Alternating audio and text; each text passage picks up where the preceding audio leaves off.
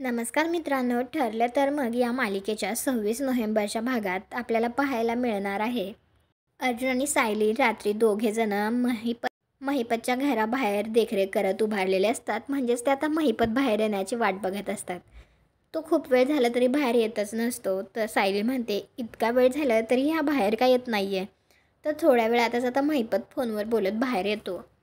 त्यावेळी महिपत फोनवर म्हणत असतो, सारखं सारखं फोन कट करू नको, मी येतोय ना आता तिकडे. इकडे साक्षी मोबाईलमध्ये बघत असते. त्यावेळी ती म्हणते, सगळ्या साईट्सवरून प्रोफाईल्स डिलीटेड.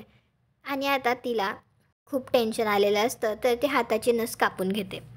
इकडे महिपत त्याच्या गाडीजवळ फोनवरती बोलत उभारलेला असतो. त्यावेळी आता सायली गाडीच्या आड लपून बसलेली असते आणि त्याचवेळी अर्जुन आता शाल पांघरतो, त्याचा चेहरा लपवतो आणि महिपतच्या जवळून जातो. त्यावेळी तो त्याच्या खिशात एक चिठ्ठी टाकतो. त्यावेळी महितचा मोबाईल खाली पडतो.